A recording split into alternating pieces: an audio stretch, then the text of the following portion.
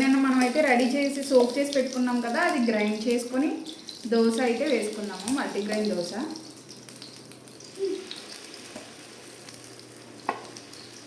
మీకు full video కావాలంటే ఒకసారి ఛానల్లోకి వెళ్ళి చూడండి. మల్టీగ్రెయిన్ దోశ ఇది రియల్లీ చాలా హెల్దీ రెసిపీ. చూసారా ఎంత బాగా వస్తుందో.